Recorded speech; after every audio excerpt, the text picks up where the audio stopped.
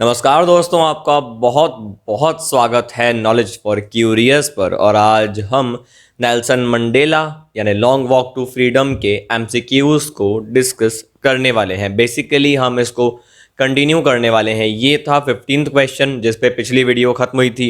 अगर आपने वो वीडियो नहीं देखी तो कोई बात नहीं, इस वीडियो के बाद में देख लेना। ये सवाल मैंने आपसे पूछा था, इसका जवाब दिया था। और अब अगला सवाल आपकी स्क्रीन पर है। What does depths of operation create? Operation का मतलब है अत्याचार। तो अत्याचार जो था इतने वर्षों का, उसने आखिर क्या पैदा कर दिया, क्या क्रिएट कर दिया? पहला, ऑपरेस्ड। ऑपरेस्ड का मतलब लोग जो पीड़ित हैं। दूसरा, हाइट्स ऑफ कैरेक्टर। तीसरा, गरीबी यानी पावर्टी। हाइट्स ऑफ कैरेक्टर मतलब अच्छे अच्छे चरित्र। और चौथा, लैक ऑफ फ्रीडम यानी गुलामी, आज़ादी की कमी। बताइए जवाब। और सही जवाब आपके सामने आ रहा है, ये हाइट्स ऑफ कैरेक्टर। इसका मतलब है बहुत ही महान लोग पैदा हुए थे बहुत सारे स्ट्रगल की वजह से। मैंने आपको बताया था कि भाई जब प्रॉब्लम आती है ना, तभी देश को सल्यूशन देने वाले लोग निकलते हैं। जैसे जब जब जनता पे विपदा आई, तब तब निकले लाखों गांधी। आज इतनी बड़ी प्रॉब्लम नहीं है इंडिया में, तो गांधी जैसी शख्सियत भी नहीं है इंडिया में। How did Mandela's hunger for freedom change his life? Mandela की जो भूख थी आज़ादी के लिए, उसने कैसे उनकी ज़िंदगी को बदल दिया? पहला, उनको फ्राइटन्ड से बोल्ड कर दिया, यानी एक कायर आदमी से, एक डरने वाले व्यक्ति से एक बहादुर आदमी बना दिया। दूसरा, कानून को मानने वाले वकील से उन्हें एक मुजरिम बना दिया। तीसरा, ज़िंदगी से प्यार करने वाले, फैमिली से प्यार करने वाले इंसान को एक मॉन्क की ज़िंदगी जीने पे मजबूर कर दिया, एक सन्यासी की तरह जीने पे मजबूर कर दिया। और डी, ये सब कुछ कर दिया। बताइए आंसर।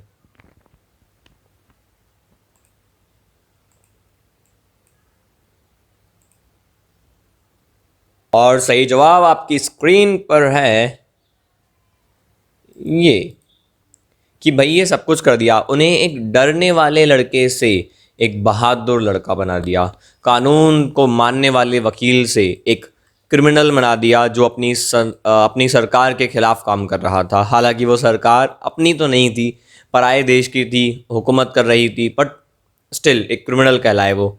ज़िंदगी से मोहब्बत करने वाले, फैमिली से प्यार करने वाले एक इंसान को इस तरह की ज़िंदगी जीने पे मजबूर किया जब वो एक सन्यासी की तरह जी रहे थे। कोई उनके साथ में नहीं था। 40-40 दिन तक एक ही कोट पहनना पड़ता था, अकेले उठते थे, अकेले सोते थे। ज़िंदगी एक सन्यासी वाली हो गई थी। ये सब कुछ इसलिए हुआ क्योंकि उनकी भूख बढ़ गई थी आज़ादी के लिए, और वो आज़ादी पाना चाहते थे इस गुलामी से। दोस्तों, मंडेला के हिसाब से कौन आज़ाद नहीं है, कौन गुलाम है? पहला, ऑपरेसर यानी अत्याचार करने वाला। दूसरा, ऑपरेस्ड यानी अत्याचार सहने वाला। बोथ ए एंड बी यानी अत्याचार करने वाला और सहने वाला दोनों ही मुक्त नहीं हैं। और डी, इन दोनों में से कुछ नहीं यानी दोनों ही मुक्त हैं। बताइए आंसर। और सही जवाब बहुत ही आसान है। नेल्सन मंडेला के हिसाब से दोनों ही मुक्त नहीं है। ये रहा, गुलाम बनाने वाला और गुलाम जो गुलामी सहन कर रहा है, दोनों ही मुक्त नहीं है, दोनों ही बंधे हुए हैं। A man who takes away another freedom is, एक आदमी जो दूसरे की आज़ादी को छीनता है, दूसरे को गुलाम बनाता है, वो क्या है? वो गोरा है यानी वो वाइट है, वो अपनी नफ़रत का गुलाम है, वो एक क्रिमिनल है यानी मुजरिम है, या फिर वो रूड है यानी रुष्ट है, अच्छा व्यवहार न करने वाला, क्रूर है? बताइए जी आंसर।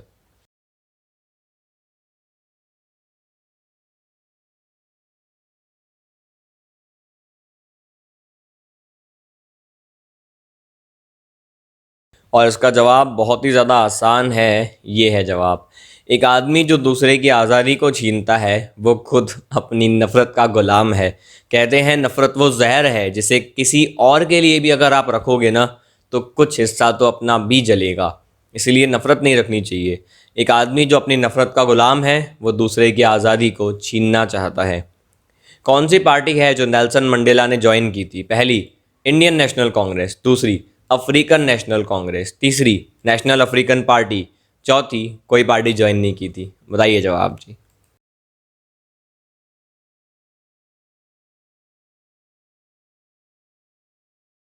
और सही जवाब है अफ्रीकन नेशनल कांग्रेस। जैसे इंडिया में महात्मा गांधी, नेहरू जी, सुभाष बोस और बहुत सारे लोग, डॉक्टर राजेंद्र प्रसाद, इन सब के पास थी इंडियन नेशनल कांग्रेस, उसी तरीके से अफ्रीका में थी अफ्रीकन नेशनल कांग्रेस। ये उसका झंडा है, ये पीछे बैकग्राउंड में भी आप देख सकते हो नेल्सन मंडेला के।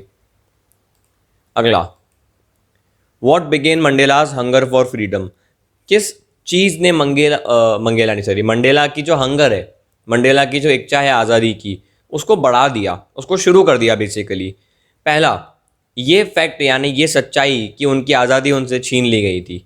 दूसरा, उनका अपने लोगों के प्रति कर्तव्य। तीसरा, उनके परिवार के प्रति उनका कर्तव्य। चौथा, इस बात की वजह से कि वो पैदा ही हुए थे लड़ने के लिए, बोर्न टू फाइट। बताइए आंसर।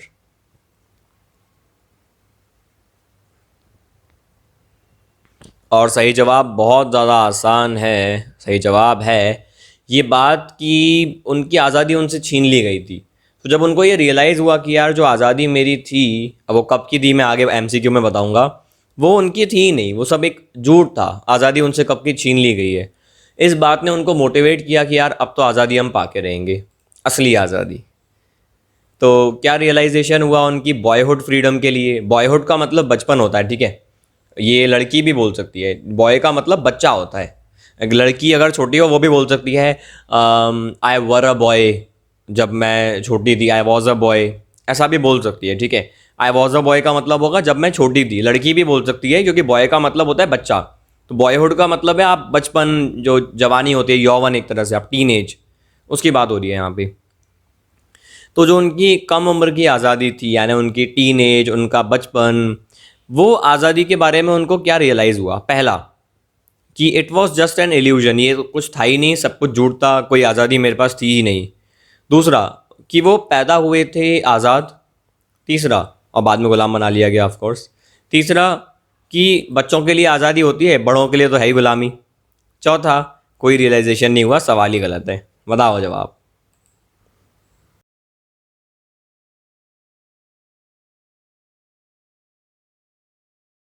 सही जवाब बहुत ही आसान है, वो ये है कि ये सब कुछ इल्यूजन था। तो उनका बचपन ऐसा था, ये उनके बचपन का गांव है, ये उनकी झोपड़ी थी जहां नेल्सन मंडेला ने अपना बचपन बिताया। कभी गए थे ये वहाँ पर, ये वहाँ की तस्वीर है, गए थे अपनी झोपड़ी में, ऐसे खड़े हुए थे। ये आज़ादी जो थी, जो मैं आपको डिस्क्राइब कर चुका हूँ फुल, जब मैंने एक्सप्लेन किया था इस चैप्टर को वर्ड टू वर्ड उसमें, तो वो आज़ादी मिथ थी, सच नहीं थी, वो झूठ था।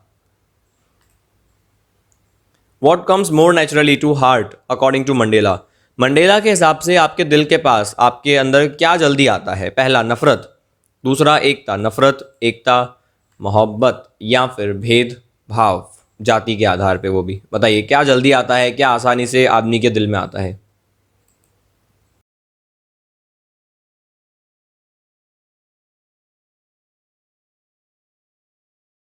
और सही जवाब है ये लव। आहा, मोहब्बत आदमी के दिल में जल्दी आती है। यहाँ लव का मतलब वो बेख्याली में भी तेरा ख्याल आए, वो नहीं है। यहाँ इसका मतलब है एक ऐसी फीलिंग, एक ऐसा इमोशन जो चेंज नहीं होता, जो आपके पास हमेशा रहता है। ठीक है, जैसे एक सॉन्ग है ना, कुम फाया, जो है तुझ में समाया वही मुझ में समाया। ठीक है, वो उस टाइप का लव है। यानी आप हर इंसान में जब भगवान को देख पाते हो, सच्ची इबादत वो होती है, वो लव है। ठीक है, वो एक वाला लव नहीं है, वो बॉलीवुड वाला। चलिए भाई, वाइवर टू नेशनल एंथम्स संग, दो नेशनल एंथम क्यों गाए गए।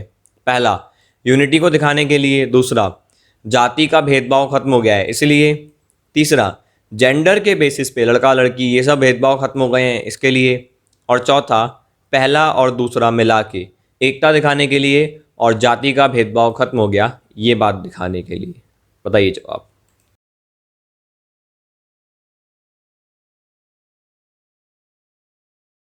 और ये है सही जवाब।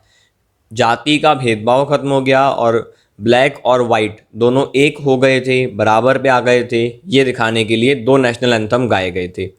अब एंथम की बात की है तो उसके एमसीक्यू भी देख लो। वाइट लोगों ने जो एंथम गाया था उसका एग्जैक्ट नाम क्या है, स्पेलिंग क्या है ये।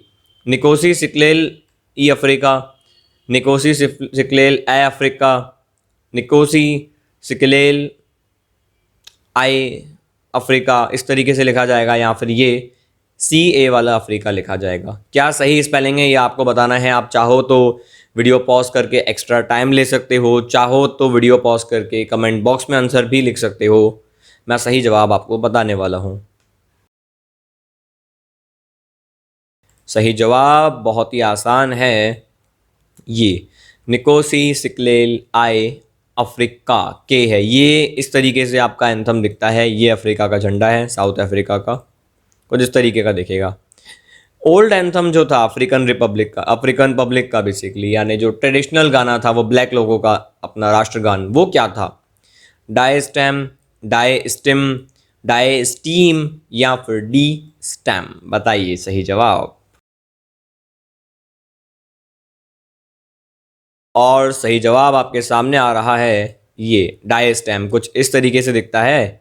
डाई स्टेम ट्रेडिशनल जो एंथम है वो अफ्रीका का। According to Mandela a man has dash obligations.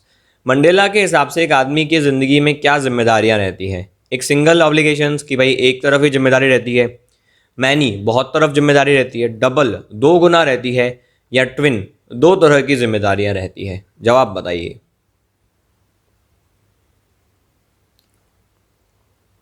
और सही जवाब है ट्विन, दो तरह की ऑब्लिगेशन रहती है। कौन सी रहती है? अगला MCQ है ना, ये लो।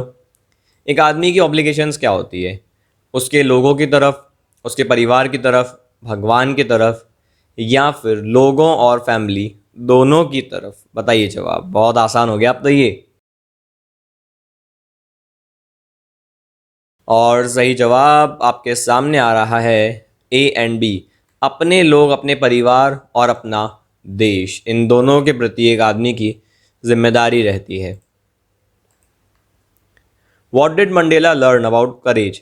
करेज के बारे में, हिम्मत के बारे में मंडेला ने क्या सीखा था? पहला, it is absence of fear, जहाँ डर नहीं है वहाँ पे साहस है। दूसरा, it is Triumph over fear, डर के आगे जो है, यानी उसके ऊपर जीत अगर आप पालो तो वो साहस है। दूसरा, दोनों, डर नहीं है तो भी साहस है, डर को जीत लिया तो भी साहस है। और चौथा, कुछ भी नहीं। ये सारी डेफिनेशन गलत है, साहस तो कुछ और ही है। बताइए जवाब।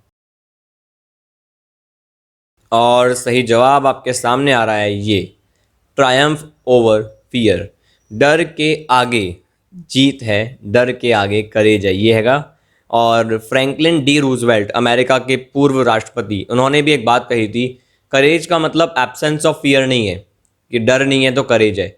करेज का मतलब है इस बात को समझ जाना कि इस डर से ज़रूरी कुछ और है और आप उस डर को छोड़ के आगे बढ़ जाओगे, उसी को करेज कहते हैं। According to Mandela what is the greatest wealth of a nation? Mandela के हिसाब से देश का सबसे अमूल्य वेल्थ, सबसे अमूल्य दौलत क्या होता है? मिनरल्स यानी यही पेट्रोल वगैरह, जेम्स यानी हीरे जवाहरात, डायमंड्स मतलब हीरे, पीपल मतलब लोग। इसका जवाब बहुत ज़्यादा आसान है, बताइए।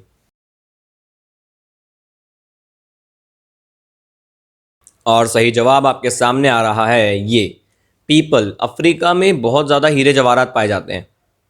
मंडेला कहते हैं ये हमारी दौलत नहीं है, हमारी दौलत है वहाँ के देशभक्त, वहाँ के लोग। पीपल आर द बेस्ट और मोस्ट इम्पॉर्टेंट एसेट, याद रखना। 31, what in unintended effect did the decades of operation and brutality had? आखिर इतने ईयर्स का जो ऑपरेशन हुआ, जो अत्याचार हुआ, जो क्रूरता दिखाई गई, उसका अनइंटेंडेड इफेक्ट, यानी जानबूझ के नहीं लेकिन उसका साइड इफेक्ट आप कह सकते हो, बिना कोशिश के क्या असर हो गया? पहला, एकदम अलग ही विशेष हिम्मत, समझदारी और विनम्रता वाले लोग पैदा हो गए। दूसरा, गरीबी और परेशानियां। तीसरा, बाहर के देशों से रिश्ते टूट गए। डी, दोनों चीज़ें हुई, गरीबी भी आ गई और बाहर के लोगों से रिश्ते भी टूट गए। मुझे पता है आप डी को ज़्यादा प्रेफर करोगे, देखते हैं सही है कि नहीं डी आपका, बताइए।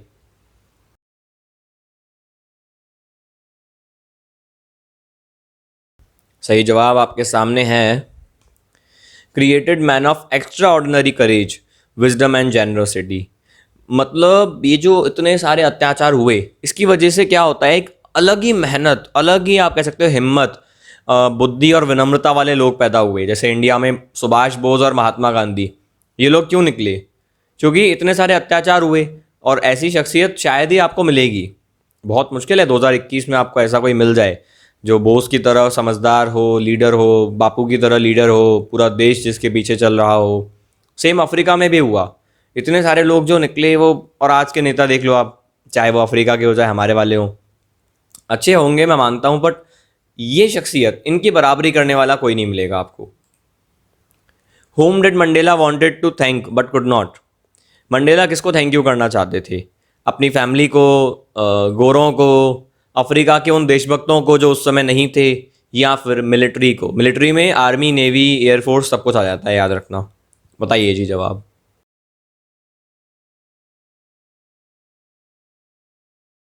और सही जवाब बहुत ज़्यादा आसान है, उन देशभक्तों को जो अब नहीं थे। जैसे जब 15 अगस्त 1947 हमने पहली बार आज़ादी का ऐलान किया, तो बहुत सारे लोग हमारे साथ नहीं थे जिन्होंने देश के लिए बलिदान दिया। फॉर एग्जांपल, मंगल पांडे से लेके झांसी की रानी, फिर लाला लाजपत राय, भगत सिंह, राजगुरु, सुखदेव, चंद्रशेखर आज़ाद, सुभाष बोस, सब लोग कहाँ थे? इनके अलावा न जाने कितने नाम जो हमको पता ही नहीं है, बहादुर शाह जफ़र, बहुत सारे ऐसे लोग हैं हमें नहीं पता उनके बारे में, तो हमें भी लगता था उनको धन्यवाद करते। सेम अफ्रीका में हुआ, जिस दिन पहली सरकार बनी जो भेदभाव नहीं करेगी, इन लोगों की याद आ रही थी जो अब इस दुनिया में नहीं थे। The structure they created formed the basis of one of the harshest, most inhuman societies the world has ever known. What structure is Mandela talking about? वो कहते हैं कि वो स्ट्रक्चर जो उन्होंने क्रिएट किया, दे का मतलब है वो गोरे, वो ब्रिटिशर्स, जिसने दुनिया की सबसे ज़्यादा कठोर, दुनिया की सबसे ज़्यादा इंसानियत को शर्मसार कर देने वाली, दुख पहुंचाने वाली समाज को जन्म दे दिया। यानी एक ऐसा दुनिया बना दी, एक ऐसा समाज बना दिया जो सबसे दुखी रहेगा उस समय। वो किस सिस्टम की बात हो रही है? पहला, जो काले लोग हैं उनके खिलाफ जाति के आधार पे होने वाला भेदभाव, रंग के आधार पे होने वाला भेदभाव। दूसरा, गरीबी और परेशानियां। तीसरा, गरीबों के खिलाफ होने वाला भेदभाव। और चौथा, औरतों के खिलाफ होने वाला अत्याचार। किस प्रॉब्लम की बात हो रही है यहाँ पर?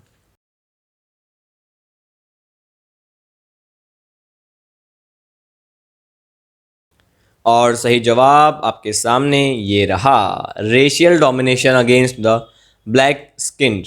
काले लोगों के खिलाफ इतना अत्याचार, आप कह सकते हो दुनिया में सबसे ज़्यादा कठोर अत्याचार हो रहा था उस वक्त। What colours does the new south African flag possess? कौन सा कलर था इस नए साउथ अफ्रीका के झंडे पर? पहला ये रहा, काला, लाल, हरा, नीला, गोल्डन। दूसरा, काला, लाल, हरा, नीला, गोल्ड, सॉरी सेम है ये दोनों, अब दोनों में से कोई भी बोलो एक ही बात है। ऑरेंज, काला, पीला, लाल और सिल्वर। और चौथा, काला, नीला, बैंगनी, वायलेट मतलब होता है पर्पल जैसा, सैफरन यानी आप कह सकते हो सैफरन इस नारंगी जो हमारे तिरंगे पे भी है, ग्रीन यानी हरा। बताइए सही जवाब।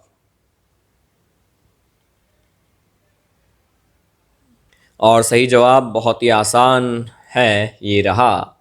ए या बी कुछ भी बोलो एक ही बात है, ये झंडे के कलर हैं आपके सामने। वाइट को गिना नहीं गया, वाइट बैकग्राउंड माना जाएगा क्योंकि। और अगला सवाल आपकी स्क्रीन पर है, the spectacular array of south African Giants was a display of. वो जो अच्छे से दिखने वाले साउथ अफ्रीका के इतने सारे प्लेन उड़ रहे थे, वो क्या दिखा रहे थे? मिलिट्री का प्रिसिशन यानी मिलिट्री की एक्यूरेसी, कैलकुलेशन। मिलिट्री का समर्पण, डेमोक्रेसी यानी लोकतंत्र के प्रति। ये दोनों या इनमें से कुछ नहीं? बताइए सही जवाब। और सही जवाब आपके सामने आ रहा है, ये दोनों चीज़ें। देखो, ये इस तरीके से जब प्लेन उड़ते हैं ना हमारे यहाँ 26 जनवरी 15 अगस्त को, तो वो क्या दिखाते हैं? मिलिट्री कितनी पावरफुल है, और मिलिट्री अपने लोकतंत्र के प्रति समर्पित है, मतलब कभी तख्ता पलट नहीं करेगी। उसका पूरा समर्पण है अपने देश के लोकतंत्र के प्रति, सरकार के प्रति, लोगों की चुनी हुई सरकार के प्रति। We have achieved our political emancipation. Emancipation का क्या मतलब है? आज़ादी किसी भी बंधन से, एनस्लेवमेंट गुलामी, गुलामी या फिर दोनों। बताइए जवाब। कुछ ज़्यादा आसान हो गया ना इसका? बहुत आसान हो गया। पॉलिटिकल इमांसिपेशन, इमांसिपेशन मतलब आज़ादी, इसीलिए उन्होंने कहा था कि हमको मिली है राजनीतिक आज़ादी। राजनीति में अब हम आत्मनिर्भर हैं। अब बारी आती है गरीबी दूर करने की। What was it that the nation needed to be liberated from, देश को किससे आज़ादी चाहिए थी? गरीबी से, जाति के आधार पर होने वाले भेदभाव से, डिप्राइवेशन मतलब अभाव, चीज़ों का उपलब्ध न होना, या इन सब से? यही बहुत आसान है।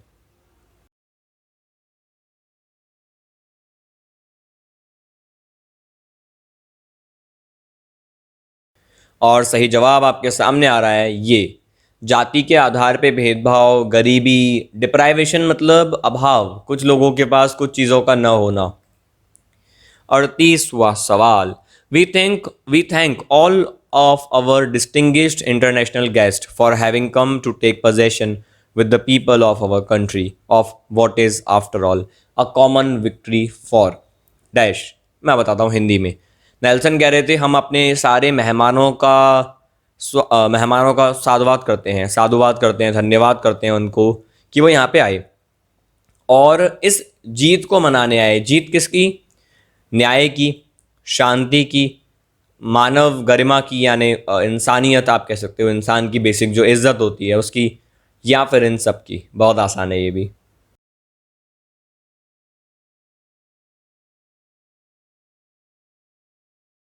और सही जवाब आपके सामने आ रहा है, बहुत आसान ये रहा। इन सब का जाति के आधार पे भेदभाव खत्म हो रहा था, शांति स्थापित हो रही थी, न्याय की जीत हो रही थी। बाय द वे इसका फ्री पीडीएफ भी आपको मिल जाएगा डिस्क्रिप्शन में, डोंट वरी अबाउट दैट। चलिए, जो गेस्ट थे उस स्पेक्टिकुलर सेरेमनी में, उनको डिस्टिंग्विश्ड क्यों बोला? डिस्टिंग्विश्ड का मतलब होता है विशेष। पहला, क्योंकि वो गेस्ट थे। दूसरा, वो दुनिया के बहुत ही ज़्यादा ऊंचे दर्जे के नेता थे या लीडर थे।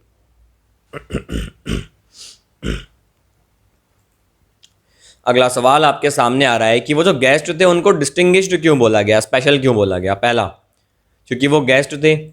दूसरा, दुनिया के बड़े बड़े लीडर थे। तीसरा, वो आई इसलिए थे कि उनको आप बोलो विशेष इज्जत करवाने आए थे। चौथा, क्योंकि उन्होंने देश के साथ वापस रिश्ते जोड़े थे। थोड़ा चापलूसी करना पड़ती है इसलिए चापलूसी कर दी। बताइए सही जवाब।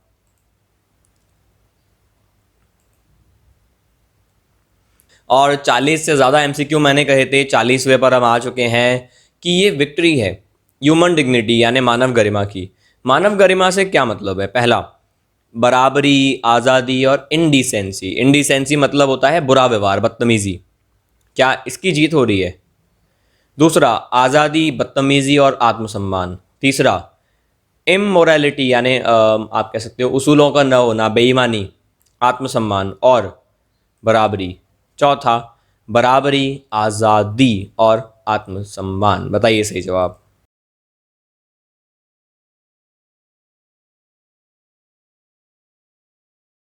और सही जवाब आपके सामने आ रहा है ये, बराबरी, आज़ादी और आत्मसम्मान। ये सब गिनते हैं हम मानव गरिमा में। मानव गरिमा से याद आया, बहुत मेहनत लगती है ऐसी वीडियोस बनाने में। अगर आप अब तक इस वीडियो को देख रहे हो, आपको मतलब वीडियो पसंद आ रही है, तो यार एक लाइक ठोक दो, अपने दोस्तों के साथ शेयर कर दो। ऐसी बहुत ज़्यादा यूज़फुल वीडियोस हम आप तक लाते रहेंगे।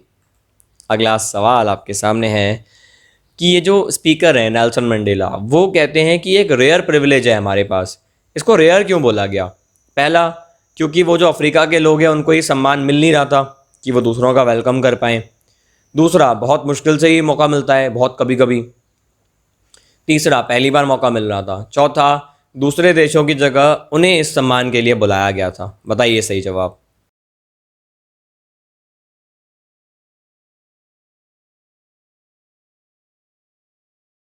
और इस वीडियो का आखिरी सवाल आपके सामने, आपको क्या लगता है नेल्सन मंडेला की इस फोटो से जब वो कहते हैं आई फील, तो वो कैसा फील कर रहे हैं? पहला, इमोशनल, एलेटेड और अनमाइंडफुल। इमोशनल यानी भावनाओं से भरे हुए हैं, इलेटेड मतलब जोश में हैं, अनमाइंडफुल मतलब किसी चीज़ के बारे में ध्यान नहीं दे रहे, कुछ याद नहीं है, बहुत हल्का महसूस कर रहे हैं, ध्यान नहीं दे रहे, मतलब कोई चीज़ याद ही नहीं है, कुछ पेन, अपना प्रॉब्लम कुछ याद नहीं है। दूसरा, इलेटेड तो फील कर रहे हैं, मतलब जोश में हैं, ध्यान नहीं दे रहे, और ओवरवेल्म्ड है, फीलिंग से भरे हुए हैं। तीसरा, फीलिंग से भरे हुए हैं, जोश में हैं और सम्मानित हैं। चौथा, जोश में हैं, एनर्जी में हैं, सम्मानित हैं, पर कोई ध्यान नहीं दे रहे किसी भी चीज़ पे। सही जवाब इस वीडियो का आखिरी बताइए ज़रूर। और सही जवाब है ये, ओवरवेल्म्ड, इलेटेड और ऑनर्ड। अब आप बोलोगे बाकी के गलत क्यों हैं भाई? इस शब्द की वजह से। अनमाइंडफुल नहीं थी उन्होंने, एक लाइन बोली थी, I am not unmindful of what the military man या what the general would have done, कि भाई मैं अनमाइंडफुल नहीं हूँ, मुझे पता है कि कुछ साल पहले ही आर्मी वाले मेरे साथ क्या करते, मुझे पकड़ लेते, जो आज मुझे सलाम कर रहे हैं। तो अनमाइंडफुल जो हाँ जहाँ पे वर्ड है वो गलत हो गया ऑटोमेटिकली, और ये ऑप्शन बचा बिना अनमाइंडफुल वाला, जिसका मतलब है ओवरवेल्म्ड, भावनाओं से भरे हुए, जोश में और सम्मानित, देश के पहले ऐसे राष्ट्रपति जो सरकार चलाने वाले हैं बिना भेदभाव वाली। तो आई होप आपको ये 40 से ज़्यादा MCQs पसंद आए। अगर पसंद आए तो लाइक करें, शेयर करें, जुड़े रहें सब्सक्राइब करके। धन्यवाद।